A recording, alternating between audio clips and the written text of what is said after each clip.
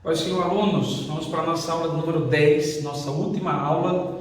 Estamos encerrando o nosso módulo de História de Israel e eu acredito que a turma de vocês verá, a partir da aula da semana que vem, o panorama do Novo Testamento. Então, é importantíssimo que você se concentre nessa aula de hoje para que você possa ter aí base para entender o Novo Testamento, principalmente os Evangelhos, tá? Não vamos fazer a prova hoje, eu combinei com o Caleb para que nós fizéssemos a prova na outra semana, para que vocês tenham tempo de estudar, tá? Tivemos 10 aulas, são bastante volumosas e eu quero que vocês recapitulem, estudem, vejam os slides, se possível revejam as aulas e possam fazer uma prova mais consciente. Hoje nós vamos estudar a história de Israel depois de Cristo. E esse depois de Cristo não quer dizer literalmente depois que Cristo se foi. Depois de Cristo eu estou falando justamente do período do Novo Testamento, o começo do Novo Testamento. Na aula passada nós vimos o período intertestamentário, vimos esse tempo que veio depois do livro de Malaquias e que vai terminar literalmente no período do início do Evangelho de Mateus. Vimos um resumo desses 430 anos do período intertestamentário. Hoje nós vamos entender justamente Israel no Novo Testamento. O que a história de Israel no Novo Testamento tem a nos ensinar? E eu lhes digo que, apesar de ser uma aula panorâmica, muita coisa se esclarece na nossa cabeça quando nós entendemos a história de Israel no Novo Testamento. Eu vou destacar para vocês 3 pontos acerca de Israel no Novo Testamento que vão nortear a sua visão a partir desse momento na história de Israel. Primeiro ponto, nós temos um povo sob a influência de forte cultura judaica. Tá? Esse é o primeiro ponto que você precisa entender.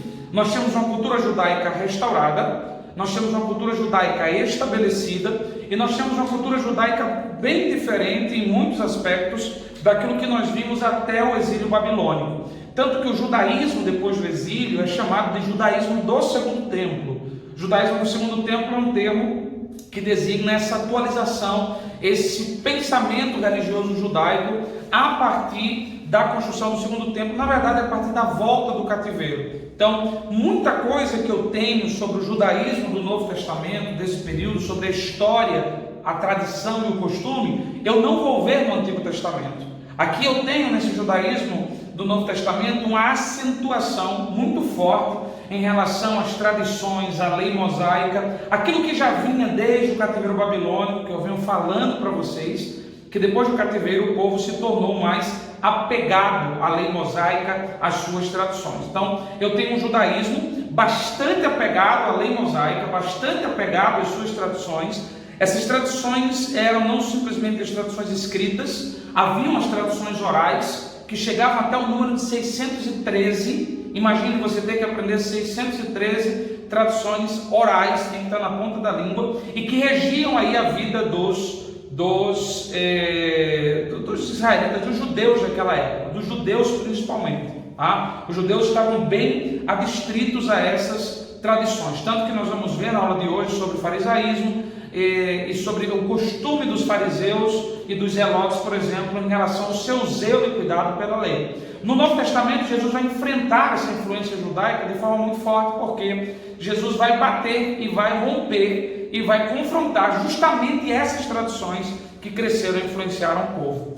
Uma segunda coisa, um segundo ponto que nós precisamos ter em mente para poder entender a história de Israel nesse momento é a influência grega. Tá? Nós não temos agora simplesmente uma nação que passou por cativeiros. Nenhum povo que dominou Israel gerou neles uma influência tão forte como os gregos geraram. E nós vimos isso na aula passada. A dominação pacífica sobre Jerusalém por Alexandre o Grande, o idioma, a língua grega, a Septuaginta, que agora estava trazendo a literatura judaica, o Antigo Testamento, para a língua grega, universalizando o seu conhecimento, a própria questão da filosofia e muitos outros aspectos. Israel, no tempo de Jesus, Israel depois de Cristo, ou seja, quando nós entramos na era cristã, ele vai sofrer essa influência grega. Tanto que eu tenho muitos judeus da diáspora, muitos judeus da dispersão. Nós vimos isso quando falamos na aula depois do cativeiro babilônico, que eram aqueles judeus que não voltaram no cativeiro. Eu tenho judeus espalhados por todos os lugares do mundo, judeus chamados gregos, judeus com costumes diferentes. Eu tenho sinagogas, por exemplo, Atos 6 vai citar a sinagoga dos libertos, que vai falar justamente de um grupo de judeus de origem helênica, de origem grega, que participava da tradição, do costume, da cultura. Então a influência grega em Israel, ela vai ser gigante. E terceiro ponto, para que eu possa entender Israel, e não somente Israel, mas todo o Novo Testamento, é a influência romana. E a influência romana, diferente da grega, que vai influenciar muito mais nas questões de idioma, de cultura, a influência romana, ela será uma influência mais pragmática. É influência na infraestrutura, é influência na política, na religião, basicamente insignificante na história de Israel, a influência romana. Mas na política e na infraestrutura vai ser totalmente significativa. Porque se eu termino a minha leitura do Antigo Testamento vendo Judá voltando do cativeiro para a sua região, eu abro o Novo Testamento agora com Israel como sendo uma província romana. Então Roma vai ter uma enorme influência. O governo de Roma, as expressões, a forma de governo que vai ser implantada em Israel, tudo que eu vou ver no Novo Testamento é completamente diferente do Antigo, e eu só vou entender se eu voltar lá na aula da semana passada e compreender o período intertestamentário. Senão, a minha compreensão do Novo Testamento ela será comprometida em muitos aspectos. Então, eu tenho que considerar esses 3 pontos. Eu tenho um povo e tenho um território, a Palestina, sob influência judaica, grega e romana. Tá? O contexto histórico, eu destaco para vocês 5 pontos acerca do contexto histórico também para te nortear. Tá? E esses 5 pontos, para entender a história de Israel nos tempos de Cristo, está relacionado basicamente, primeiro, à perda da liberdade nacional conquistada pelos príncipes hasmonianos. Lembra-se que na aula passada eu falei para você de um período de aproximadamente 6 anos de independência que Israel teve. Se eu olhar para trás, eu vou ver na história de Israel como um todo, depois da divisão Israel e Judá, uma história de cativeiros. Israel, a tribo do norte, se perde no cativeiro assírio, Judá vai para o cativeiro babilônico, sai do cativeiro babilônico debaixo de dominação persa, sai da dominação persa para a dominação grega. Na dominação grega, a partir de Antíoco Epifânio, eles buscam a sua independência, eles alcançam essa independência, mas quando Roma chega, basicamente no ano 63, sob a liderança de Pompeu, essa liberdade, essa independência é perdida. Tá? Eu preciso destacar para vocês que Roma vai intervir nesse Estado livre de Israel por algumas razões, 2 principais delas. Primeiro, o império estava em expansão, tá? E a segunda razão é que os príncipes hasmonianos estavam em uma guerra interna, então havia um momento de fragilidade. Pompeu aproveita esse momento de fragilidade, invade Judá, invade Jerusalém e subjuga Judá, subjuga consequentemente todo o território da Palestina. Então, esse Israel do Novo Testamento não é uma nação livre. Isso tem influência em quê? Eu te digo João capítulo 8, versículo 32, como Jesus diz: e conhecereis a verdade vos libertará. E os caras vão dizer: mas nós somos filhos de Abraão e nunca fomos escravos de ninguém. Imagine que no contexto das palavras de Jesus, isso assume uma posição mais profunda quando nós entendemos que Israel já vem aí há muito mais de 500 anos debaixo de dominação. E essa liberdade que eles tiveram no período intertestamentário foi perdida por causa de Roma. Então, eu tenho um cenário de perda de liberdade nacional, o que vai gerar em Israel um sentimento muito forte pela restauração do reino. Você vai ver isso na história de Jesus, você vai ver isso em Atos dos Apóstolos. Eu tenho um segundo contexto, um segundo ponto no contexto histórico, que é fundamental para que eu entenda a história de Israel. Israel como província romana. Toda a Palestina era província romana. Judéia, Samaria, Galileia, Gaulinítides, Pérea, Decápolis, toda aquela região que lá no Antigo Testamento, no livro de Josué, compreendeu o grande território da nação, principalmente nos dias de Davi, quando Davi conquistou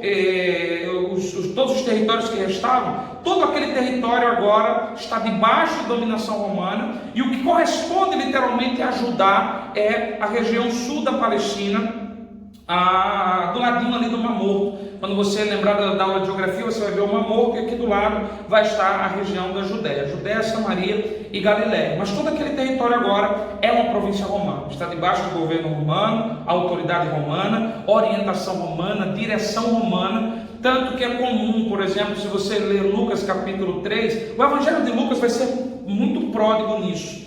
Ele vai começar te dando informações sobre quem era o imperador, quem estava governando tais e quais regiões, porque isso é uma forma de Lucas nos situar no tempo, dentro da história de Israel. Então leia Lucas capítulo 3, versículo 1, que ele vai dizer quem era o imperador, Tibério César. Ele vai falar de Herodes, governando determinada região. Ele vai falar de Filipe, ele vai citar aí alguns governadores, e lá no versículo 2, ele vai dizer que Anás e Caifás eram sumos sacerdotes. Então, no capítulo 3, versículos 1 e 2 de Lucas, ele vai nos dizer a estrutura da província, como estava estruturada essa província: governo romano de César, autoridade local de Herodes, Pôncio Pilatos ainda está ascendendo ao trono, Filipe, o irmão de Herodes, está governando uma tetrarquia, e o governo religioso da nação de Israel estava sob os cuidados de Anás e Caifás.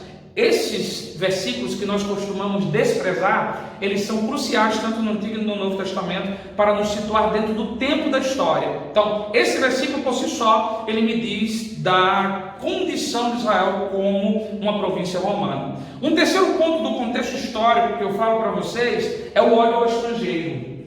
Eu disse nas aulas anteriores que o cativeiro babilônico gerou um sentimento de exclusivismo muito forte. E agora, com todos esses povos estrangeiros que vieram e dominaram sobre o território da Palestina, sobre Judá, sobre Jerusalém, principalmente os gregos e os romanos, essa xenofobia, esse ódio ao estrangeiro, ele aumenta de forma muito intensa. Basta ver o comportamento que os judeus tinham em relação aos samaritanos, a quem eles consideravam que não era o seu povo.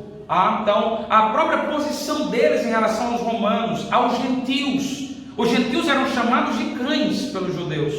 Você vai entender esse exclusivismo, esse ódio ao estrangeiro, quando você lê Atos, e Paulo está voltando da sua terceira viagem missionária, e ele tem que se purificar para entrar no templo. Assim como todo judeu que viajasse pelo mundo gentílico teria que passar por um processo de purificação para poder participar da cerimônia do templo, porque para ele o que estava fora de Israel estava contaminado. E aí eu tenho um quarto ponto desse contexto histórico do Novo Testamento em relação a Israel, que é o ultranacionalismo. Eles são ultranacionalistas, eles exageram nas questões de nacionalidade, do patriotismo, a ponto de surgirem partidos como o Partido dos Zelotes, que nós vamos ver mais na frente. Mas essa ideia que está muito presente na profecia de Jonas, né? Jonas era tão nacionalista que ele tem uma ideia: eu vou fugir de Deus, e para fugir de Deus é só eu sair de Israel, porque Deus não pode estar em nenhum outro lugar a não ser em Israel. Então, aquilo que era embrionário nos dias de Jonas, agora no Novo Testamento é muito forte, bastante forte mesmo. Você vai ver que o próprio Jesus se utiliza de argumentos como esse na sua pedagogia, na revelação, e não é que ele utiliza favorecendo o argumento, ele revela que o argumento está errado, quando ele diz para a mulher cananeia: não é lícito tirar o pão da boca dos filhos e dar aos cachorrinhos. Ou seja, ele estava falando dos filhos de Israel, dos cachorrinhos dos gentios, porque era assim que eles estavam acostumados a lidar com esse tipo de linguagem. Era dessa forma que os povos que viviam ali circundando a nação de Israel, circundando a nação de Israel, principalmente a região de Tiro e Sidom, ouviam talvez os judeus. Eram sim que os judeus mais tradicionais tratavam os demais povos como cachorrinhos. E aí aquela mulher, ela vai no ponto que Jesus queria. Jesus sabia até onde iria a sua fé, quando ela diz: até os cachorrinhos comem das migalhas que caem na mesa dos seus senhores. Ela faz com que Jesus entenda que ela tem uma compreensão de que Jesus é muito para Israel. Ou seja, que Israel vai desfrutar de Jesus, mas que os gentios também desfrutarão. Mas existe um sentimento ultranacional na nação de Judá, na nação de Israel, principalmente no povo judeu. Um quinto ponto do contexto histórico que eu destaco para vocês quanto à história de Israel no Novo Testamento é o governo por Roma e pela dinastia herodiana. Ou seja, duas dimensões. Roma governa por meio dos seus procuradores, nós vamos ver isso, e a dinastia herodiana. Lembre-se que eu falei de Herodes na aula passada, Indumeu, descendente de Esaú, agora ascendeu ao trono desde o seu pai, Antípatro. Ele ascende ao trono, ele aproveita o momento em que Pompeu conquista aquela nação.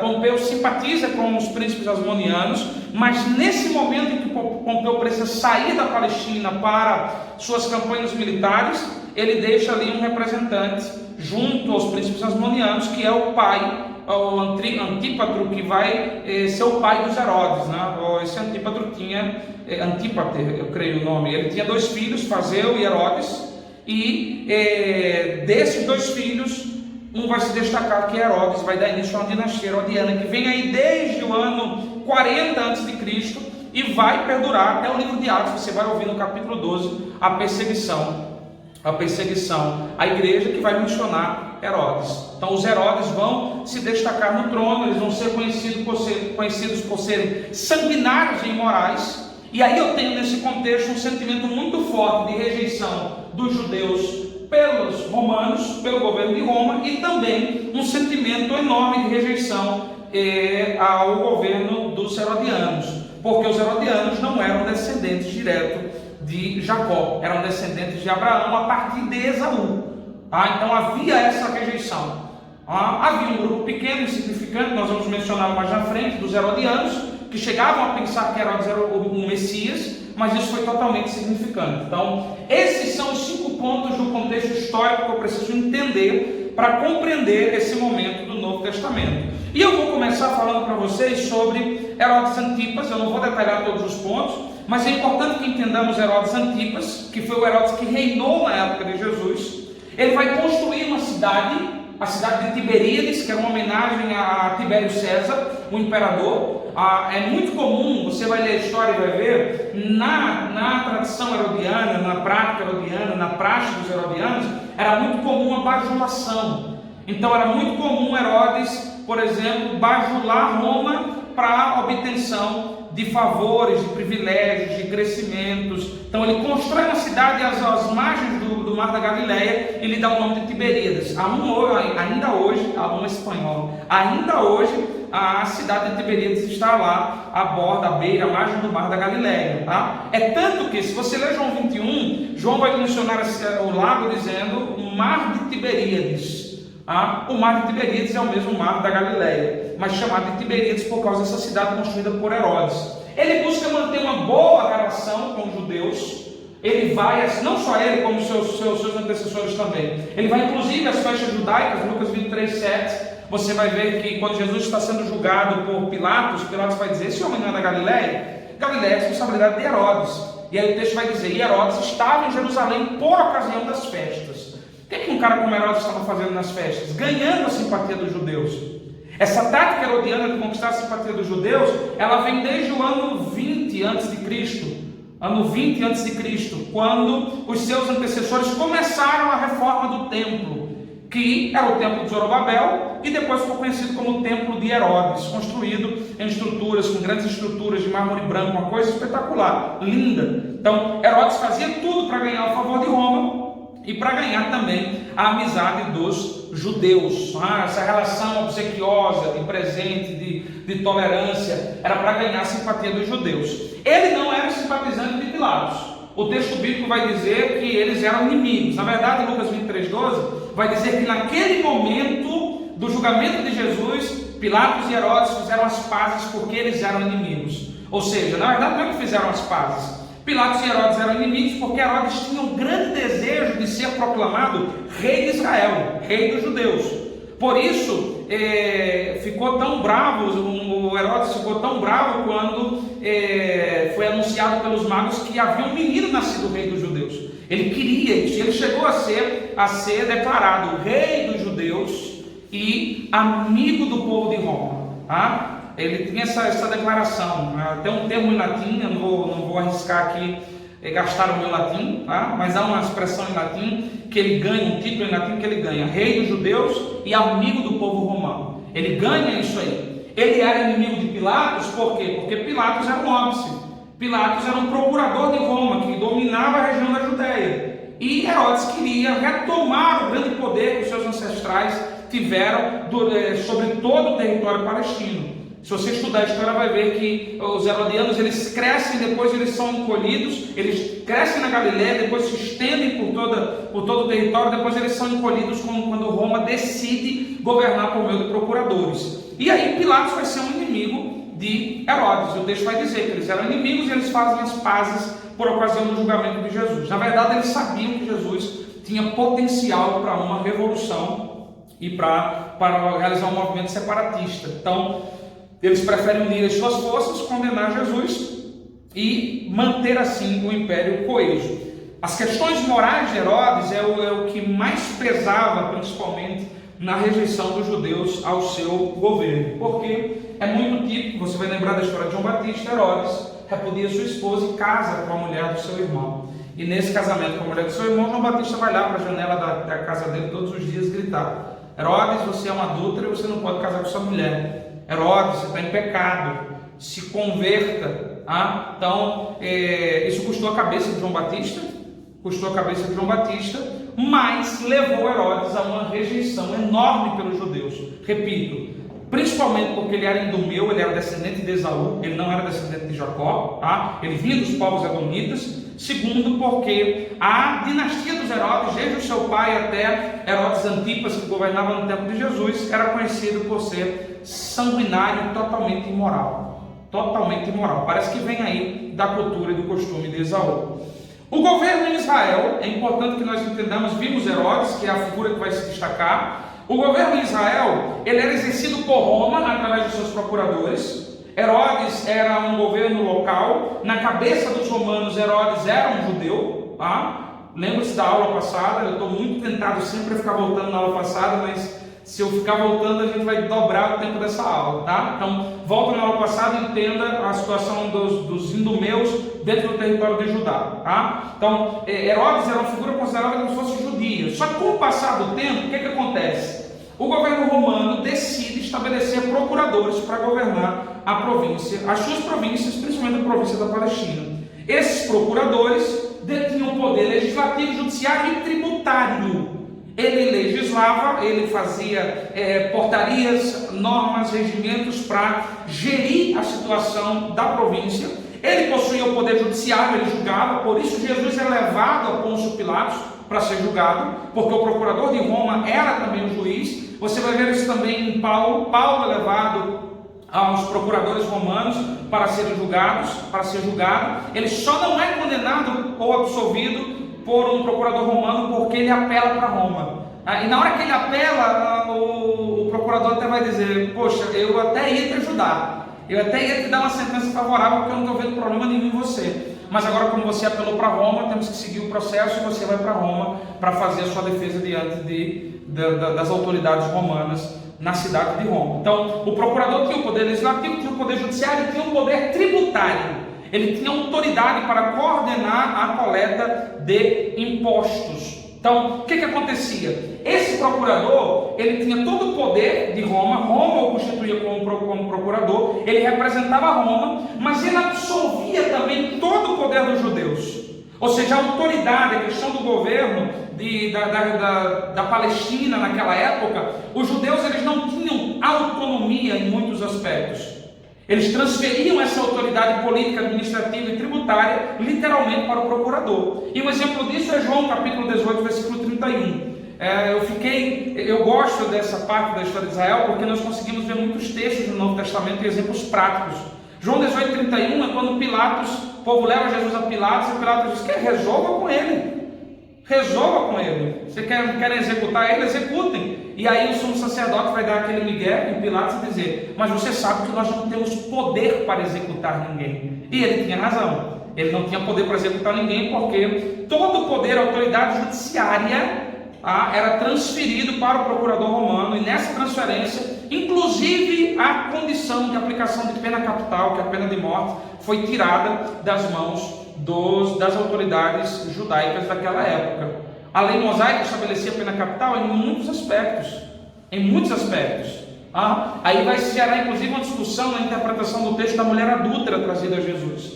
Eles podiam realmente apedrejar aquela mulher ou eles não poderiam apedrejar aquela mulher? Então, uma discussão muito grande naquilo que era permitido, naquilo que era tolerado. Pena de morte não era um poder e uma atribuição que eles possuíam. Mas você vai ver eles querendo matar aquela mulher, e em Atos 6 vocês vão ver eles apedrejando a Estevão. Então, é necessário fazer uma interpretação daquilo que Roma permitia e daquilo que Roma tolerava. Mas, judicialmente, a pena de morte não era algo que podia ser executado, porque o poder político e judiciário de Israel estava totalmente tolhido por esse procurador. O procurador tinha essa representação. Esse procurador, ele geralmente tinha um respaldo militar, modesto, pequeno. Não pense que o território de Israel era dominado por legiões romanas. Se falava aí que um procurador romano, ele tinha direito a 5 coortes, C-O-O-R-T-E-S,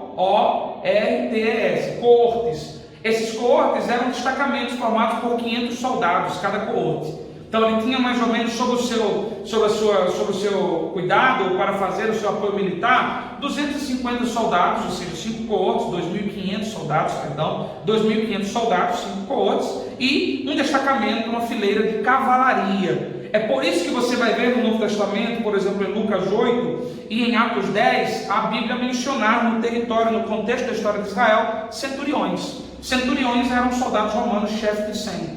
O centurião, de quem o servo Jesus curou, em Lucas 8, inclusive, possuía um bom relacionamento com a nação. Historicamente, foi aquele que patrocinou a construção da sinagoga de Cafarnaum, que era uma sinagoga destacável. Então, veja que o Israel no Novo Testamento, o Israel depois de Cristo, nesse período era cristã, ele está totalmente dominado e impregnado por Roma. Roma está dentro de todas as suas estruturas. Eu tenho um procurador, eu tenho esse procurador regendo a nação, política, judicial e tributariamente. Eu tenho esse procurador tolhendo poderes, Roma diminuindo os poderes das autoridades judaicas, tá? Inclusive em relação à pena capital. Eles podiam julgar determinadas coisas, mas não tudo. Eles podiam executar determinada pena, mas não todas. E eu tenho aí a presença de soldados romanos no contexto do território. Dentre os procuradores, de longe, já mencionei, o mais famoso é o Pôncio Pilatos. Pôncio Pilatos vai estar aí entre o ano 26 e o ano 37 depois de Cristo. Tá? E nesse período do ano 26 ao 37 depois de Cristo, coincide com a vida de Jesus.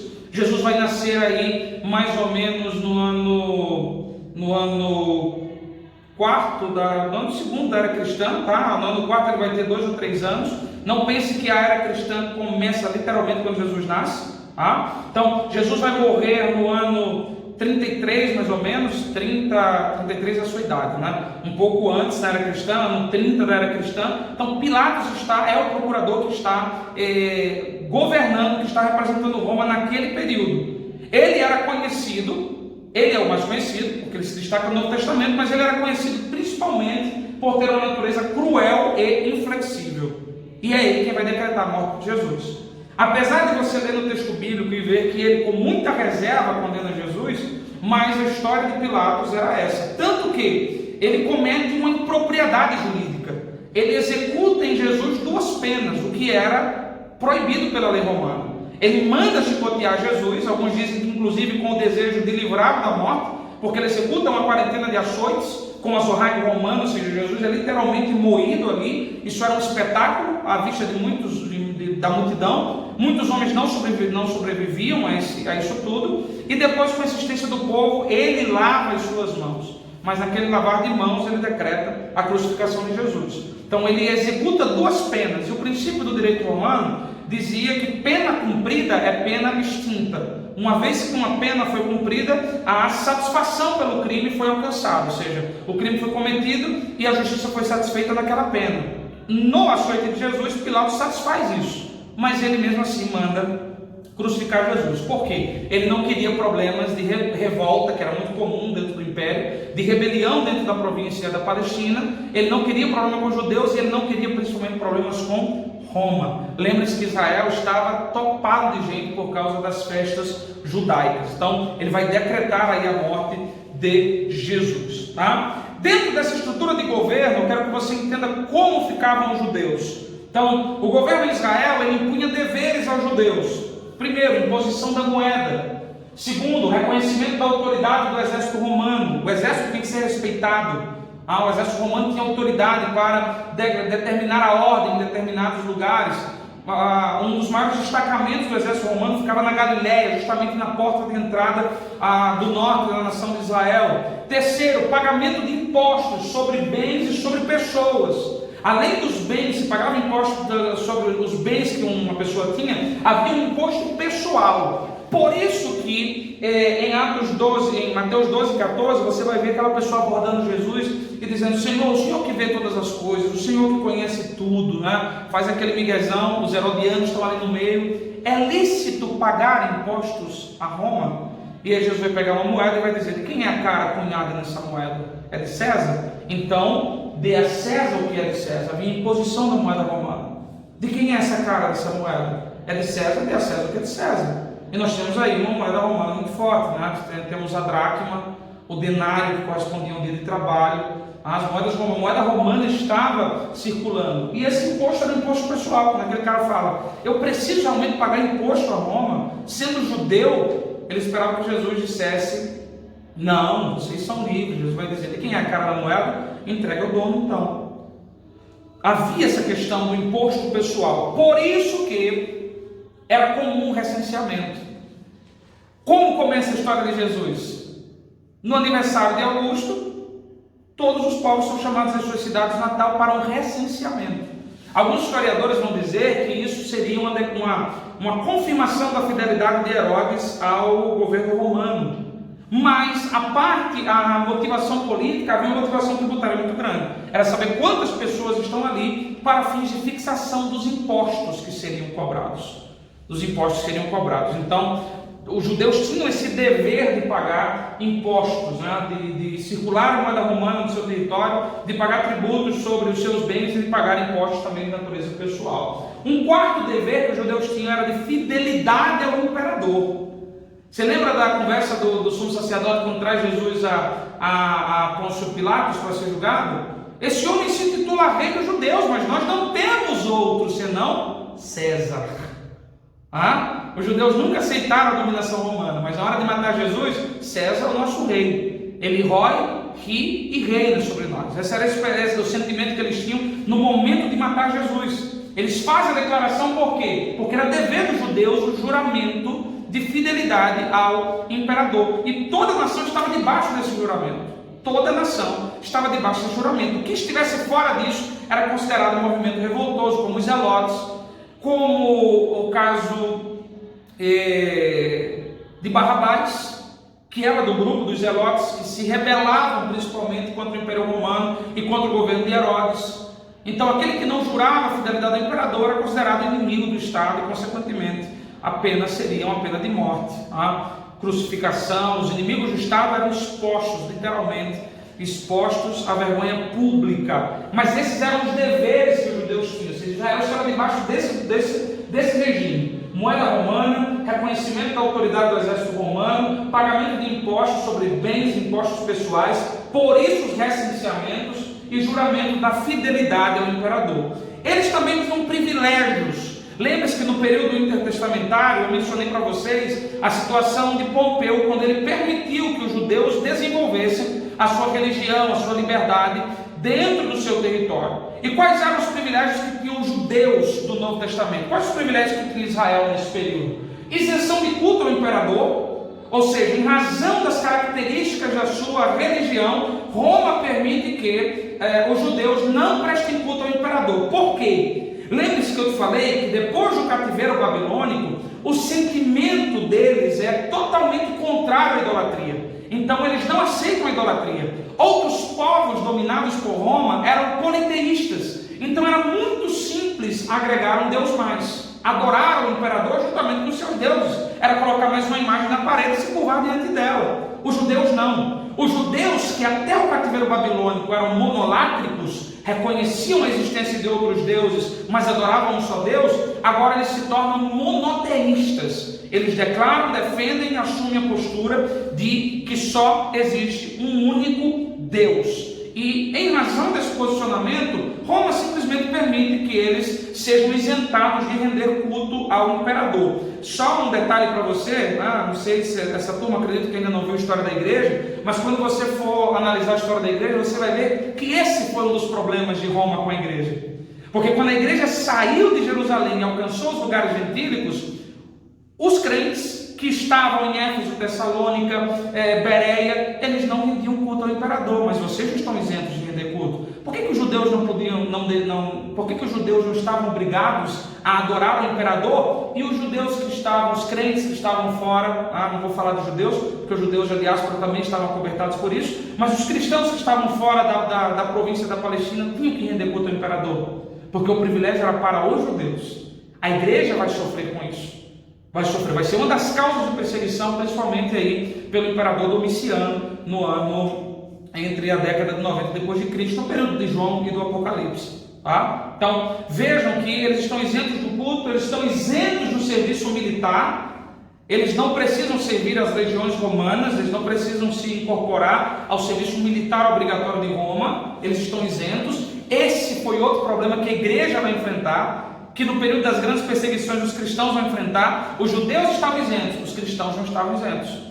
E o grande problema é que no âmbito, por exemplo, das legiões romanas, havia toda a estrutura de culto, de sacrifício. Muitos crentes foram mortos dentro das legiões, porque foram obrigados a servir, e quando chegavam lá, eram obrigados a prestar sacrifício aos deuses romanos e não faziam, e eram mortos. Os judeus tinham o privilégio de estarem isentos do serviço militar obrigatório. Eles também tinham o privilégio da não fixação de estandartes romanos no seu território, as bandeiras romanas.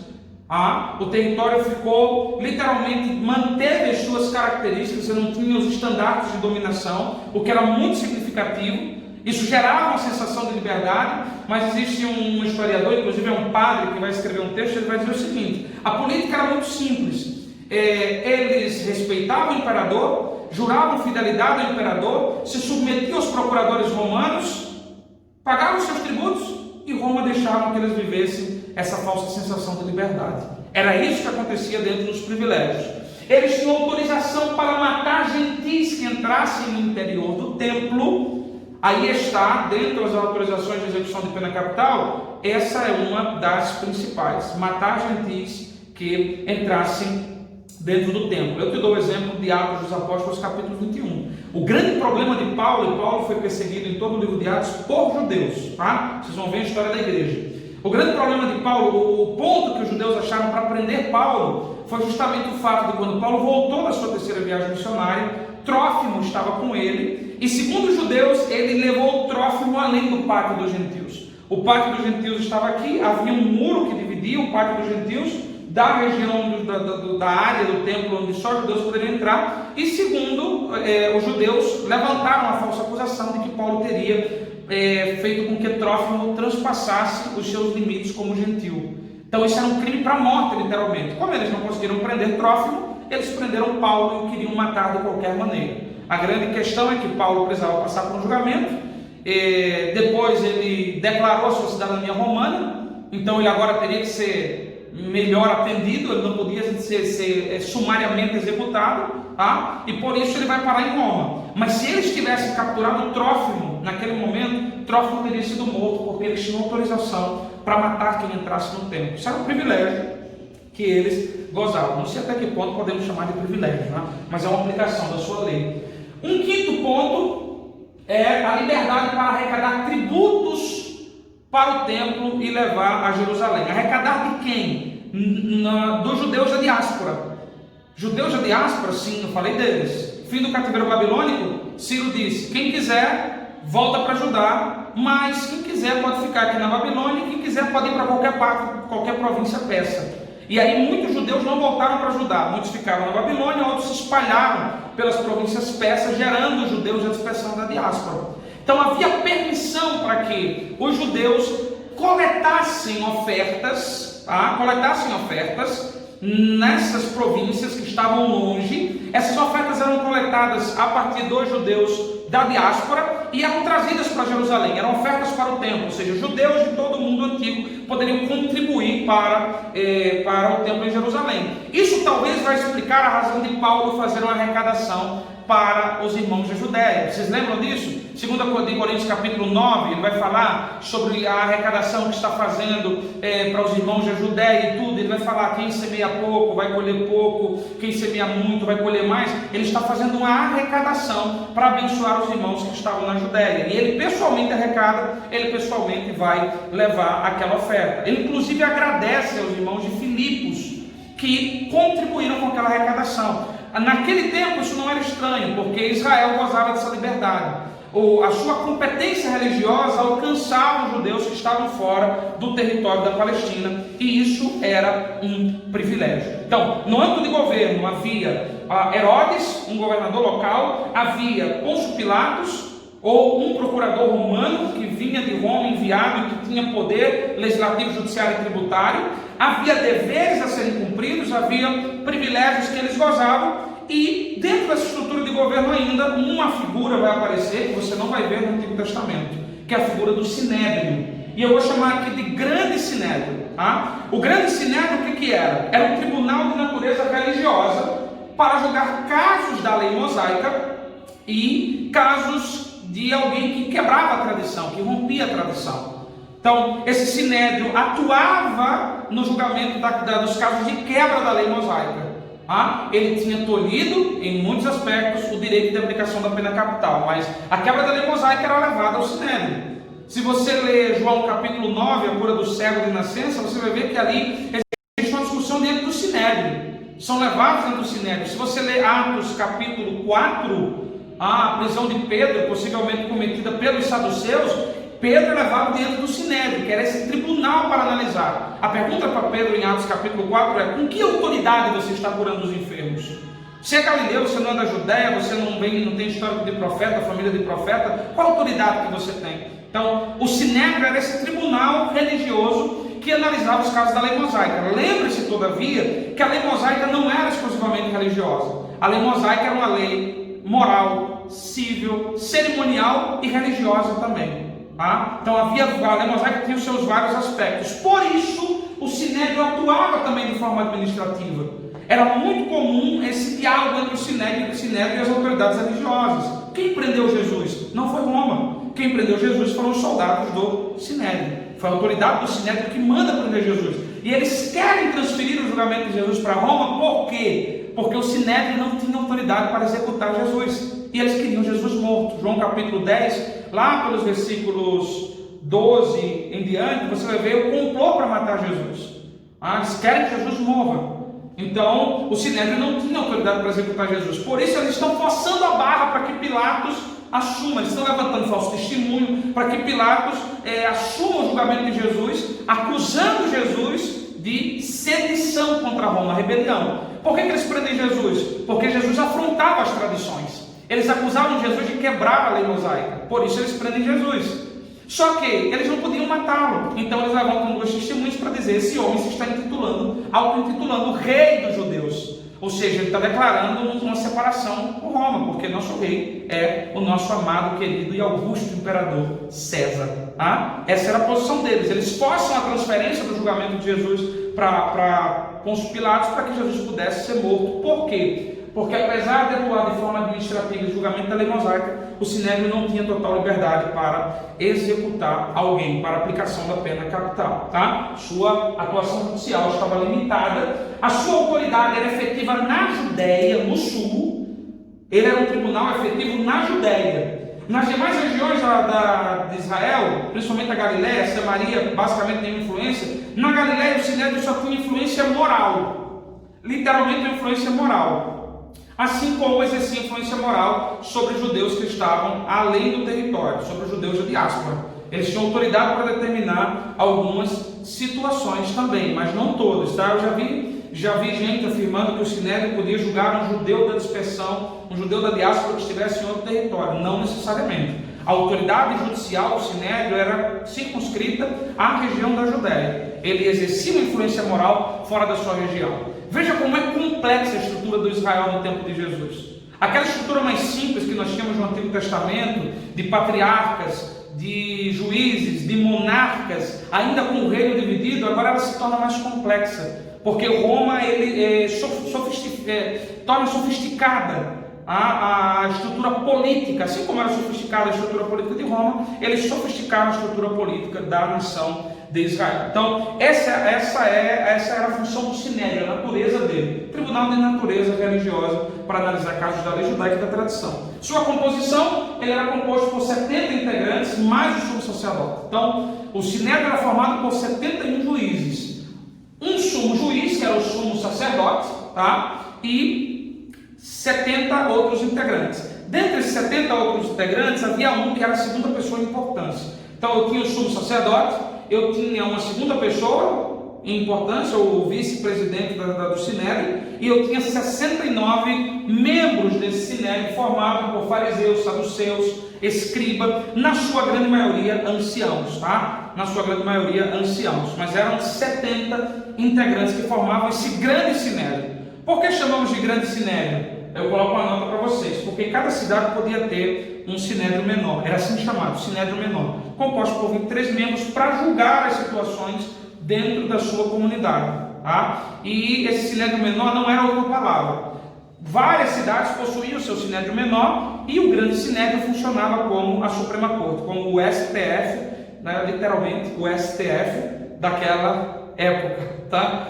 Não resisti, pessoal, tá? Esquece isso aí, Caleb, corta isso aí depois na edição, tá? Então, o grande Sinédrio funcionava literalmente como a Suprema Corte desses Sinédrios menores que estavam aí espalhados nas cidades e que tinham competência para julgar administrativamente as situações em cada uma das suas cidades pequenas. Tá? Então, Sinédrio é uma figura que você não vê no Antigo Testamento, na história de Israel, e que vai ver na história de Israel, no Novo Testamento. Uma outra figura que você não vai ver no Antigo Testamento, mas vai ver no Novo, são as sinagogas. O que é que são as sinagogas? Eu mencionei sinagogas quando falei para vocês também do fim do cativeiro babilônico. Os judeus da dispersão, principalmente os que não voltaram para Judá, eles tinham uma necessidade espiritual de orarem e estudarem a lei mosaica. Então, quando eles se espalham, quando eles não voltam para Judá, quando eles perdem a ideia do templo, quando o templo ainda estava destruído, até para os que voltaram para Judá, eles então começam a se reunir em pequenos grupos, inicialmente nas casas, para orarem e estudar a lei mosaica. E dessa prática surgiram aí as sinagogas. Tá? Surgiram as sinagogas, que eram reuniões, nada mais que lugares de reunião, de oração e estudo da palavra. Eram abundantes no Novo Testamento. Em Jerusalém havia várias sinagogas, na Galiléia havia várias sinagogas, em Samaria havia sinagogas, por onde Paulo passava fora do território de Israel havia sinagoga. Por isso Paulo, onde chegava, procurava uma sinagoga para pregar. Tá? Por quê? Porque a sinagoga tinha liberdade de culto dentro do Império Romano, e isso era uma estratégia que Paulo tinha para evangelizar. Então a história de Israel, ela vai ter influência na história da igreja nesse aspecto.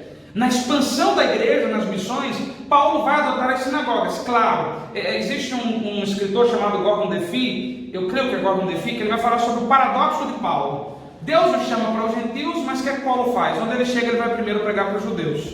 Ah? Por que ele primeiro vai pregar para os judeus? Existe uma razão. Era estratégico. Assim como foi, por exemplo, estratégica a circuncisão de Timóteo. Ele circuncida Timóteo, mas ele não circuncida Tito, por exemplo. Por que ele circuncida Timóteo? Para que Timóteo, como filho de judeu, pudesse entrar na sinagoga e pregar com ele. Então era tudo estratégico, porque as sinagogas se espalharam. Haviam constelações de sinagogas, literalmente, por todo o mundo. Eram muito abundantes.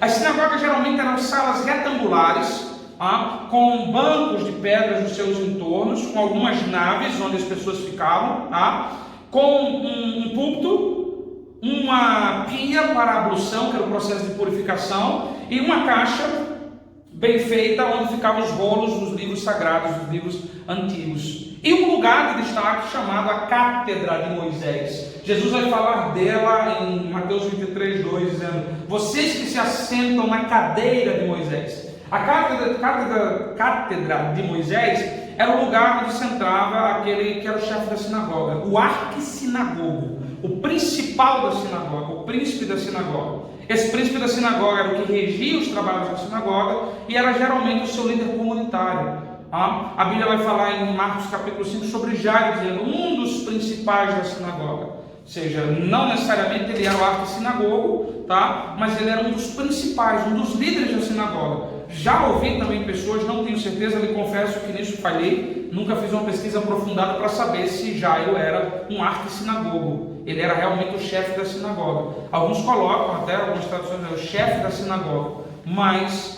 a maioria das Bíblias vai dizer um dos principais, está no plural e artigo indefinido. Mas na sinagoga havia a Cátedra de Moisés, esse lugar onde o arquissinagogo, o chefe da sinagoga, se assentava. Então, a mobília sempre era muito simples no começo, tá? Com a influência grega e romana, a coisa muda muito.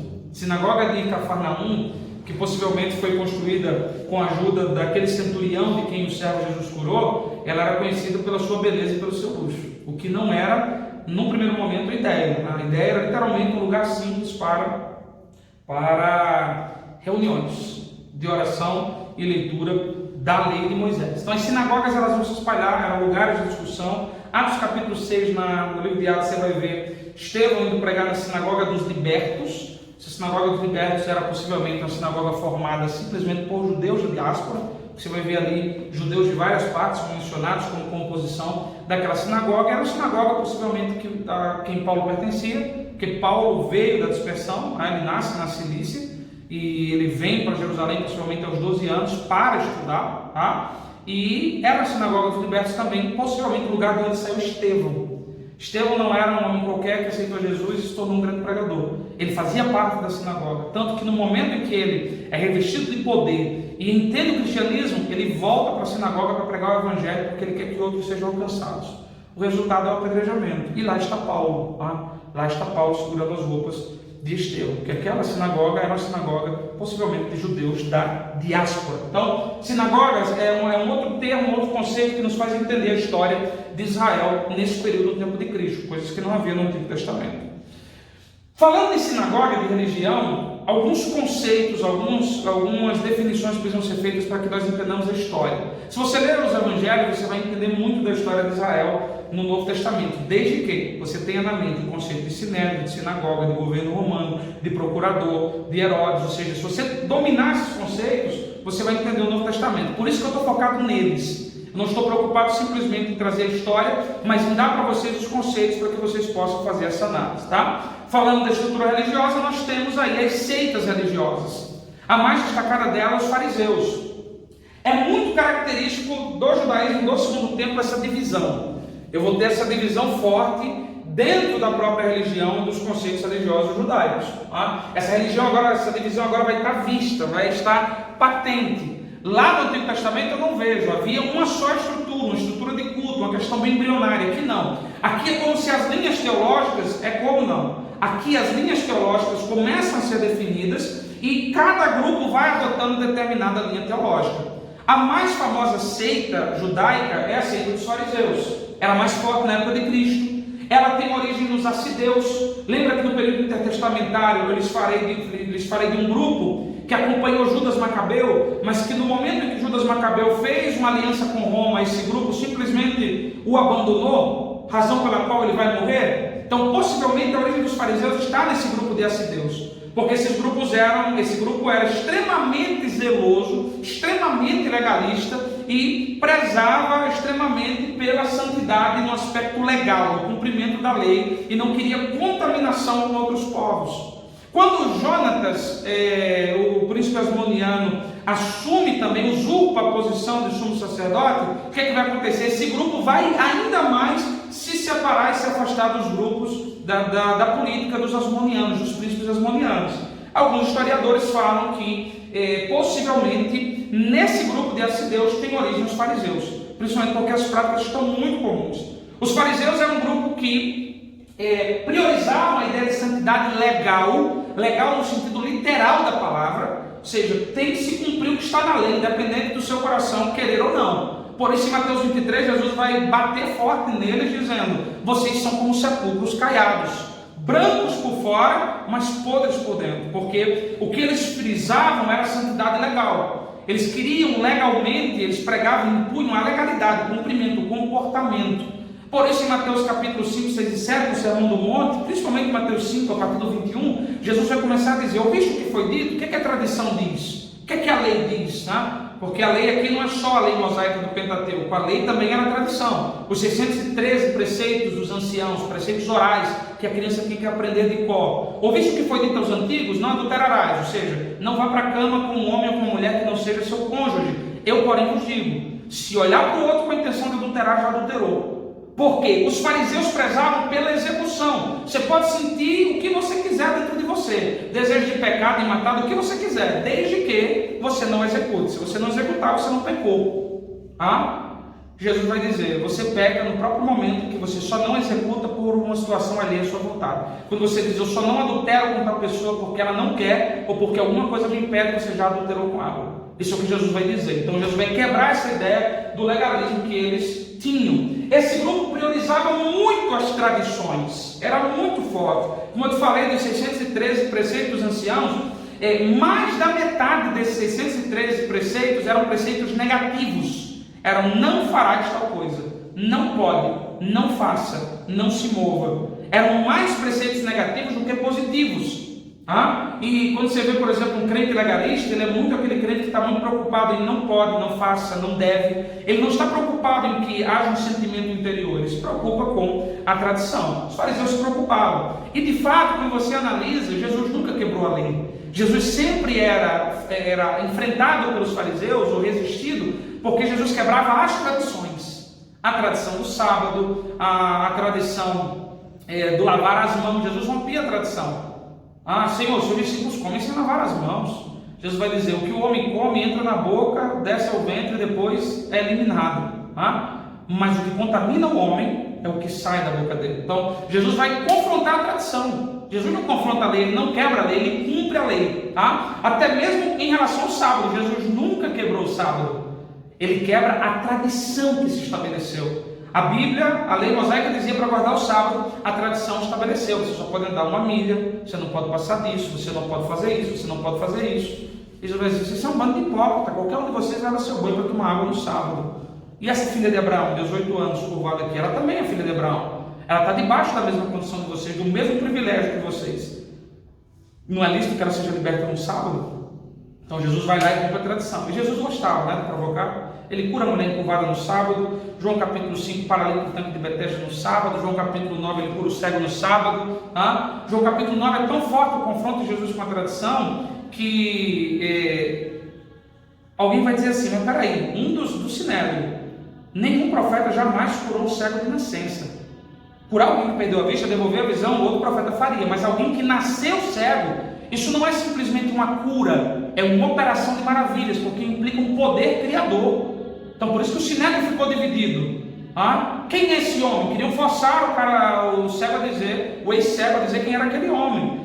Mas a outra ela dizia assim, eu não quero saber se ele curou, se restaurou, se foi milagre, o que foi. Ele não pode vir de Deus porque ele quebrou a tradição do sábado. Não importa se o cego era de nascença, se perdeu a visão há 2 dias atrás, o fato dele quebrar a tradição era gigantesca, era o crime maior. O próprio paralítico do tanque de Betesda, ele não recebe a Cristo. Não se engane, eu vejo muita gente pregando como se aquele cara tivesse se convertido. A Bíblia vai dizer que no momento que ele é curado, ele não segue a Jesus, ele corre para o templo. Ele vai abraçar a tradição. Em João capítulo 5, no tanque de Betesda, eu tenho aí um conjunto de tradições. A tradição do tanque está lá.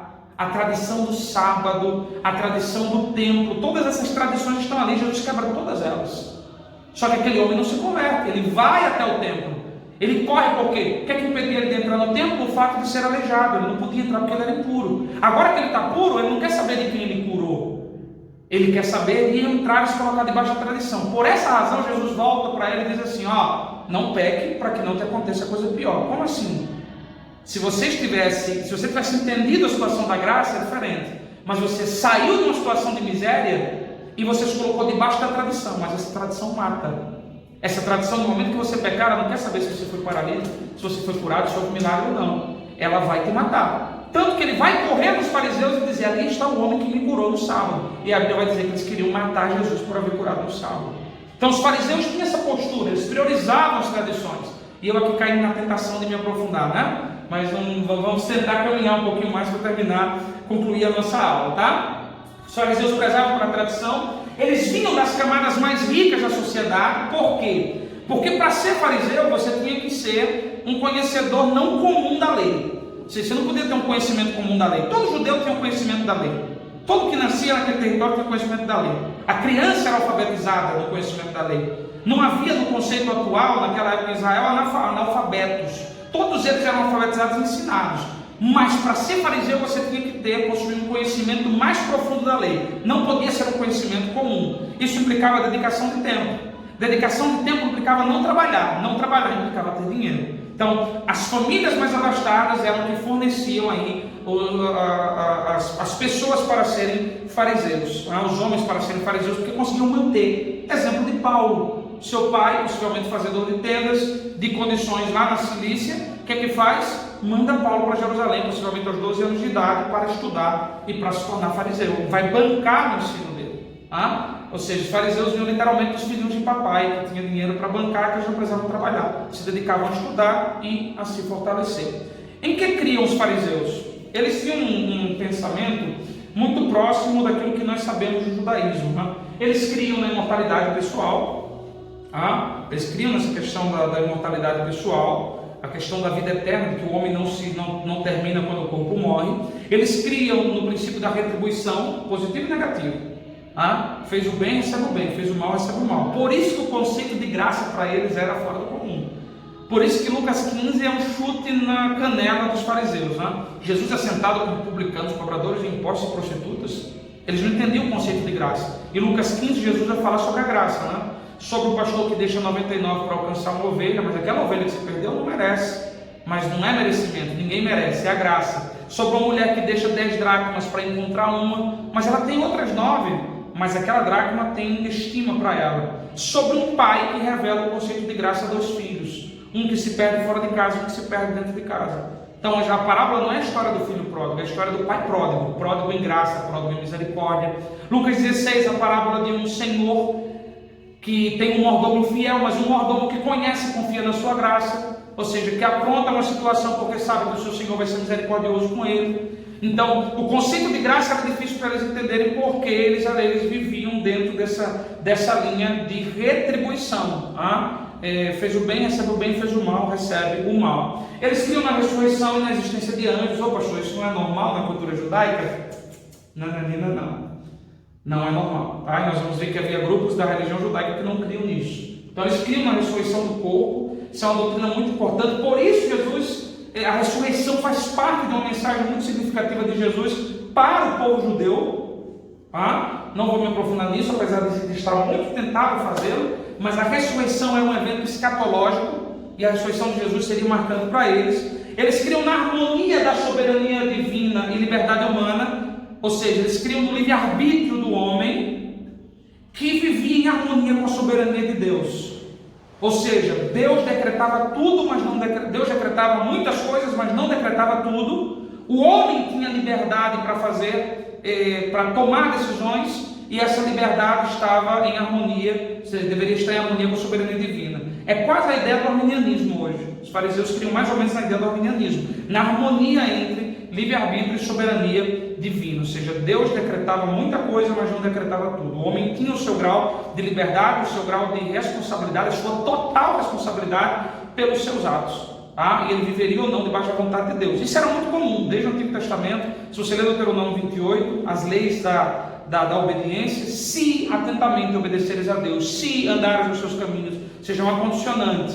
E aí no final ele vai dizer, no 29, põe diante de você vida ou morte, bênção ou maldição. Escolhe a vida para que vivas. Então existe uma soberania divina e existe uma liberdade humana, e os fariseus criam nisso. Então essa é a estrutura dos fariseus. Um outro grupo da época eram os saduceus. Esses eram embaçados. Eles possivelmente têm esse nome por causa do sacerdote Zadok, que foi instituído como sumo sacerdote por Salomão lá atrás. É muito comum você ler, ver, ouvir pregações, não sei se é muito comum, vou corrigir, sobre a casa de Zadok, não é tão comum, deixa eu corrigir. Mas se você ler um pouco mais sobre sumo sacerdócio, judaísmo e tudo, você vai se deparar inevitavelmente com essa questão da casa de Zadok, a restauração da casa de Zadok, o sacerdócio de Zadok. Alguns acreditam que possivelmente dessa linha vieram os saduceus, ou zadoquianos, em razão desse sumo sacerdote instituído no tempo de Davi e Salomão. Eles formavam a maioria do sinédrio. Alguns historiadores dizem que eles eram os que dominavam a nata da classe sacerdotal daquela época. Eles dominavam a nata da classe sacerdotal, eles estavam no topo da cadeia predatória, a cadeia alimentar dos sacerdotes daquela época, e esse é o termo, porque era literalmente um devorando o outro na estrutura da religião e da política do templo em Israel no Novo Testamento. Só que esses caras, eles eram muito mais políticos do que religiosos. Olha a situação deles. Eles não criam na ressurreição, Eles não criam na vida eterna, nem para o bem nem para o mal, nem na condenação, nem na salvação. Não criam nem na existência de anjos, nem na existência de demônios. É por isso que eles vão tentar achincalhar Jesus e os fariseus, lá em Mateus 22, quando eles estão naquela discussão: Senhor, casamento levirato. O cara casou, morreu sem deixar filho. O irmão dele veio, casou com a mulher dele, porque o casamento levirato exigia isso. Se o primogênito morria sem deixar filho, o irmão mais novo se casava com sua esposa e produzia filhos para aquele que morreu. Tá, o cara casou, morreu sem deixar filho. O irmão veio, casou com sua esposa, morreu sem deixar filho. O outro veio, casou com ela. Essa mulher no céu vai ser de quem?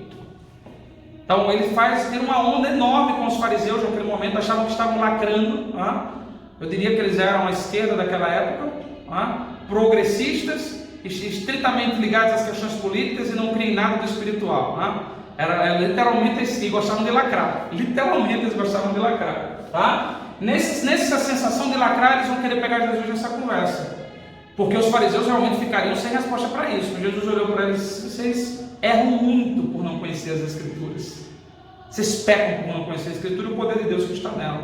Saibam de uma coisa: no céu nós seremos como os anjos, suprassexuais. Nem nos casaremos, nem nos daremos em casamento. E entendam uma outra coisa: vocês estão preocupados com o quê? Deus é Deus de vivos e não Deus de mortos.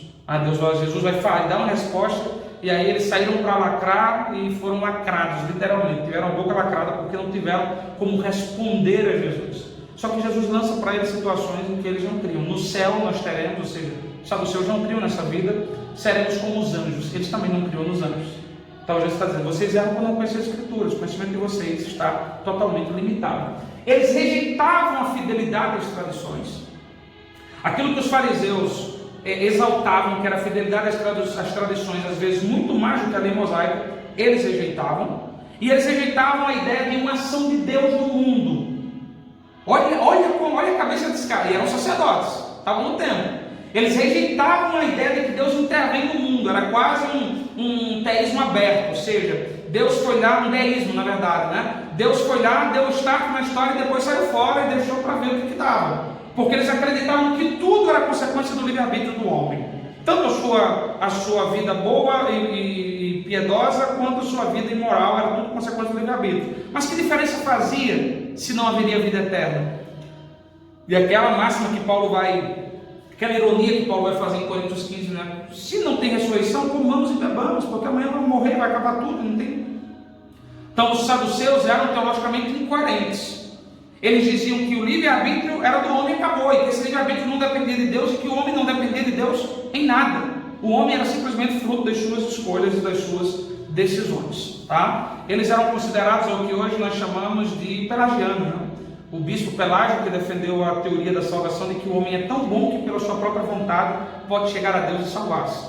A diferença é que os saduceus criam nesse super livre-arbítrio que o homem tinha, mas não criam na questão da vida eterna, na vida depois da morte. Então, esse é um dos grupos que estão aí no tempo de Jesus. Esse vai ser um grupo presente no livro de Atos. Capítulo 4 de Atos, eles mandam prender Pedro. Paulo se utiliza deles quando está diante do Sinédrio. Paulo, quando vai fazer a defesa do Sinédrio, sabendo que os saduceus não criam nem anjo, demônio, nem ressurreição, ele fala de Jesus ressuscitado, e aí começa a briga dentro do Sinédrio. Paulo, para se livrar daquele julgamento, eu creio que é Atos capítulo 26, não tenho certeza agora, mas dá uma lida nos últimos capítulos de Atos, você vai ver Paulo sendo julgado dentro do Sinédrio, que era composto por fariseus e saduceus. O que é que ele faz? Ele lança a ideia da ressurreição, e aí o povo esquece de Paulo e vão discutir teologia.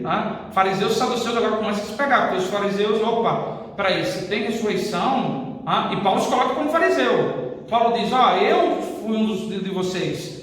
Ele se coloca como fariseu, depois lança a ideia da ressurreição e acaba o julgamento, e resta só uma discussão teológica lá no meio deles. Então, os saduceus vão estar presentes aí no livro de Atos dos Apóstolos também. Um outro grupo insignificante era a seita dos herodianos. Essa galera, por alguma razão, pensava que Herodes era o Messias. Queriam aclamar Herodes como Messias. A doutrina deles se aproximava dos saduceus, muito óbvio. Herodes não era o mais inspirador líder espiritual. A doutrina e a crença dos saduceus era menos espiritualista, menos mística, então era óbvio, eles se aproximavam mais dos saduceus. Eles foram fortes na Galileia, onde os herodianos eram fortes, Herodes era forte. Eles também estiveram presentes na Judéia. a Bíblia vai mencioná-los algumas vezes, inclusive no episódio em que vão tentar pegar Jesus com a ideia dos impostos, a Bíblia vai dizer que os herodianos estão no meio. Esses herodianos eram um grupo rejeitado, não eram populares por causa de Herodes, era um grupo pequeno, mas que se juntou com os fariseus e com os saduceus contra Jesus. Todos esses grupos eram inimigos, mas esses três, saduceus, fariseus e herodianos, se juntam contra Jesus, para matá-lo, literalmente se tornam amigos, mas não era um grupo interessante. Um outro grupo que não é mencionado na Bíblia, mas é marcante no final do período intertestamentário e Novo Testamento, são os essênios. Os essênios, eles não são mencionados na Bíblia, eles eram homens que pregavam uma vivência apartada da cidade. O ambiente da cidade era contaminado para eles, aquele grupo, aquela estrutura, aquela muvuca da cidade, para eles não serviam, então eles viviam em comunidades distantes. Existem as comunidades do Mar Morto, eu tive o privilégio de estar lá, ainda que rapidamente. Passei ali pelas ruínas, vi as comunidades essênias em Curã, perto de Jericó, entre o Mar Morto e a região de Engedi. Incrível, um negócio incrível. A maneira como eles viviam, como eles trabalhavam, a filosofia de vida deles, muito da interpretação bíblica do Antigo Testamento vem deles, porque eles preservavam os escritos, eles se dedicavam a escrever, Então os essênios eram esse grupo que negavam propriedade privada. Para entrar na comunidade essênia, você doava tudo que tinha e compartilhava entre os membros daquela comunidade. Eles negavam a ostentação, ou seja, um essênio vestia uma roupa e usava aquela roupa e sapato até que ela se desgastasse, geralmente uma roupa branca. O dia estava rigorosamente dividido em trabalho, levantar antes do sol nascer, orar, alguns diziam, orar para que o sol nascesse, suplicar para que o sol nascesse, trabalhar até as 11, depois das 11 eles vinham até o tanque, se purificavam, almoçavam em silêncio depois de uma oração do seu líder, e depois se dedicavam outra vez à tarde aos seus trabalhos, à agricultura, outras coisas mais, e um grupo forte se dedicava à transcrição dos escritos bíblicos. Eles foram responsáveis pela manutenção de muitas coisas. Quem tem a Bíblia Thompson vai ver lá atrás que vai ter um artigo sobre as cavernas do Mar Morto, Eles zelavam pela lei, eles eram cuidadosos da lei, exagerados até, mas não subiam ao templo. Eles mandavam as ofertas para o templo, mas não queriam ir lá nas convocações, nas festas, e estar no meio do povo. Então esses eram os essênios. Alguns queriam dizer que João Batista era essênio, outros diziam que Jesus era essênio, por causa da postura que eles adotavam, que João principalmente, essa figura mais grotesca, mais simples, morando no deserto, vestindo pele de camelo, se alimentando de gafanhoto e mel silvestre, ou seja, era muito típico da seita dos essênios. Então alguns queriam entender que João era essênio. Na verdade João era João, Jesus disse, nascido de mulher não teve igual a ele, mas essa seita compunha o contexto da história de Israel nesse período que nós estamos vendo. Um outro grupo, e aqui eu começo a me encaminhar para o encerramento, são os zelotes. Esse não era propriamente um grupo tipicamente religioso, ele era um grupo político, mas lembre-se que em Israel não dava muito para dividir a vida civil da vida religiosa. As leis civis, morais, cerimoniais, tudo estavam dentro do mesmo bojo. Os zelotes tinham afinidade com o pensamento farisaico, só que para alguns eles chegavam a ser piores que os fariseus, em termos de zelo, porque os fariseus eram hipócritas, eles não, eles eram convictos, Eram extremamente patriotas, eram nacionalistas fanáticos, e eles não aceitavam outro soberano a não ser Deus. Então eles sempre estavam aí se rebelando contra Roma, promovendo revoltas contra as caravanas herodianas. Alguns dizem que Barrabás era zelote, que ele foi preso por assaltar uma caravana de provisões herodianas, e nesse assalto, nesse roubo da comida de Herodes, um soldado romano morreu, e aí ele é condenado por sedição e por homicídio. Eles vão surgir sob o governo de um cara chamado Judas o Galileu.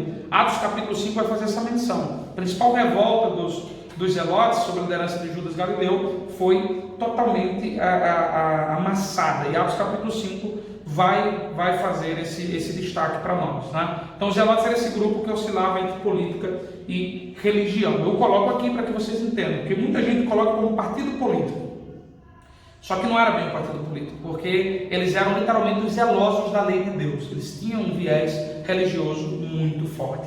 Esse é o cenário de governo, de religião, contexto histórico de Israel. Mas nesse contexto, e aqui meu penúltimo slide desse módulo, entra uma figura que vai estressar o gráfico, Jesus. Jesus vem, Jesus muda a história de Israel e põe essa história de cabeça para baixo, literalmente. O mundo estava preparado para Jesus? Sim. Gálatas 4 diz que ele vem na plenitude dos tempos. Mas quando Jesus chega em Israel, o que é que nós temos? Um sentimento messiânico que não era enfatizado. Havia um medo de Roma. Então, a história vai dizer que os rabinos não enfatizavam o sentimento messiânico, a mensagem messiânica, a expectativa do Messias. Até o fim do Antigo Testamento, do período asmoniano, principalmente, no período intertestamentário, você tem uma ardente expectativa messiânica, mas quando Jesus chega, isso já não está sendo tão mencionado. Em contrapartida, os rabinos davam ênfase na restauração política de Israel. Eles sabiam que essa restauração aconteceria no reino do Messias, mas eles tiram o foco do Messias e põem o foco em Israel. Entendeu? Com certeza você entendeu. Basta lembrar de Atos capítulo 1, quando Jesus fala da descida do Espírito Santo, e os discípulos dele, que andaram com ele 3 anos, que estavam há 40 dias olhando para ele, ressuscitado, pregando, olha para ele e vai dizer: Senhor, é nesse tempo que o Senhor vai restaurar o reino a Israel? Veja que eles não enfatizam Jesus como Messias, a visão não está preocupada com isso, a preocupação é na restauração política do reino. Então, quando Jesus chega, a ênfase já não era no Messias, era na restauração política de Israel. Mas o que é que acontece? Jesus reacende nas massas o sentimento messiânico. João capítulo 6, versículo 15, vai dizer que quando Jesus está voltando do outro lado do mar, havia uma multidão que estava vindo ao encontro de Jesus para proclamá-lo rei. E o que é que Jesus vai fazer? Vai fugir. Existe uma coisa muito forte no livro de Marcos, vocês vão ver no Evangelho de Marcos, que é o segredo messiânico. Jesus curava uma pessoa e dizia: não conte ninguém. Jesus fazia um milagre e dizia: não diga a ninguém. Por quê? Porque Jesus não queria levantar, acender um sentimento messiânico equivocado. Um sentimento de um Messias político, de um Messias que vinha para revolucionar. Ele não queria esse sentimento. O sentimento de Jesus era que eles entendessem a mensagem do Evangelho e entendessem o Messias pela sua mensagem, e não simplesmente focassem na restauração do reino de Israel, ou tivessem, como as massas tinham, um sentimento ardente de um Messias como um líder político que agora governaria sobre todos eles. E aí, quando Jesus se revela, que as massas entendem que ele é o Messias, ainda que não entendam como ele poderia executar, ele condena Israel. A entrada triunfal de Jesus em Jerusalém, ela condena Israel. Ele entra cumprindo a profecia. Olha a tentação de fazer uma análise do texto de Lucas 19, 28. Meu Jesus! Mas Jesus entra cumprindo a profecia porque ele sai da Galileia 4 meses antes, ele viaja por várias províncias, ele entra em Jerusalém, ele arrebenta tudo no templo, ele sai de Jerusalém, vai para Betânia, dorme em Betânia, no dia seguinte ele volta para Jerusalém, mas ele volta pelo caminho de Betfagé, ele vem pela porta dourada, pela porta oriental. Entendi nada, pastor, vai entender agora. A profecia do Antigo Testamento dizia que o Messias entraria em Jerusalém por aquela porta, pela porta oriental, pela porta dourada, pela porta do Monte das Oliveiras. Ele poria os seus pés no Monte das Oliveiras, ele dividiria o monte e entraria por ali. Historicamente, Jesus fez isso. No momento que ele põe os pés no Monte das Oliveiras, ele divide. Ele divide a história, ele divide tudo, ele divide os povos. Agora, ele tem Israel em stand-by, ele tem um novo povo que vai começar a surgir, que se chama igreja. Ele literalmente divide. Mas antes de entrar pela porta, ele diz aos seus discípulos: vão e busquem um jumentinho, que ninguém montou. Tá? Diga ao dono que o mestre precisa dele. Traz um jumentinho para Jesus. Quando Jesus entra montado no jumentinho, a multidão aclama: Hosana, o rei que vem. Por quê? Porque a profecia de Zacarias 9:9 estava se cumprindo. Zacarias disse: olha, Jerusalém, o teu rei virá a ti humilde, montado num jumentinho, filhote de jumenta. Jesus cumpre a profecia. Aí vem os fariseus dizendo: manda que os teus discípulos se calem, estão te aclamando o rei. Jesus disse: se eles se calarem, as pedras clamarão. O que acontece? Matam Jesus. Vamos voltar um pouquinho. Jesus entra, Jesus condena Jerusalém, dizendo: Jerusalém, quantas vezes eu desejei que vocês entendessem, se ao menos hoje vocês compreendessem que é de mim que vocês dependem, que a vossa paz está em mim, mas a partir de agora isto será encoberto aos seus olhos. Ou seja, Jesus que se revela e condena Jerusalém. Ele é crucificado, ele é morto, ele ressuscita, os anos se passam, Jerusalém passa por muitas guerras, os muros são destruídos, levantados, Jerusalém é soterrada, um sultão assume, e para que o Messias não venha, constrói um cemitério na Porta Dourada, porque se o Messias era sacerdote, ele não podia pisar no cemitério, tapa a Porta Dourada com pedras, e ele fecha aquela porta. Mas o que acontece? Em 1800 e alguma coisa, nas escavações, se descobriu que a porta original por onde Jesus entrou, ela está soterrada, ela está debaixo. E você consegue ver nas escavações os arcos dessa porta. Eu estive nessa porta dourada. Ela está fechada, a atual, fechada totalmente. É uma das portas que estão lacradas, chamada Porta da Graça por nós. E aqui está soterrado embaixo, o arco de pedra delas está lá. E o arco, aquelas pedras estão clamando. Mas o que é que estão clamando? Ezequiel capítulo 44, versículo 2. A profecia é essa: esta porta estará fechada, porque o Senhor, o Deus de Israel, passou por ela, ela estará fechada. Então as pedras estão clamando, dizendo: por essa porta aqui, nenhum outro Messias vai entrar, porque o Messias já entrou. Então, naquele momento que Jesus entra de forma triunfal em Jerusalém, ele se revela e ele condena Jerusalém, ele condena Israel, literalmente, a um processo dolorido no qual eles se encontram até hoje. E eu encerro dizendo para vocês: depois daquela revelação de Jesus, o que resta para Israel é destruição e promessa de restauração. Destruição na diáspora, anos 70 depois de Cristo, Tito vem, sitia, destrói, mata muitos judeus e destrói Israel. Destruição no período das cruzadas, que vocês verão na história da igreja. Árabes, romanos, orientais, ocidentais, todo mundo querendo conquistar Jerusalém. Destruição do holocausto dos judeus espalhados pelo mundo, mais de 6 milhões de judeus mortos. Então a palavra de Deuteronômio se cumpriu quando Deus disse: se vocês desobedecerem, a espada não se apartará de vocês. E por fim, uma promessa de restauração. Uma restauração que começa a se cumprir em maio de 1948. Ezequiel 37, a primeira parte: cada osso o seu osso e pele. Uma promessa feita em Isaías 66:8. Pode uma nação nascer em um só dia? Pergunta o profeta. E ele vai responder dizendo: Sião mal sentiu dores e já deu à luz. Então, 17 de maio, eu creio, de 1948, nasce a nação de Israel em um só dia, com o voto de um brasileiro, Oswaldo Aranha. Essa restauração começa, e a promessa de uma restauração futura, que está lá em Romanos capítulo 11, quando Paulo diz: se nós, que não éramos originalmente partes dessa oliveira, fomos enxertados e demos certo, quanto mais Israel, quando for reenxertada na verdadeira oliveira. Mas isso é tema para a teologia sistemática 4. Eu encerro por aqui. Espero que vocês tenham aprendido, espero que Deus tenha falado com vocês, e espero muito que a palavra siga falando aos vossos corações. Deus abençoe a vida de cada um de vocês.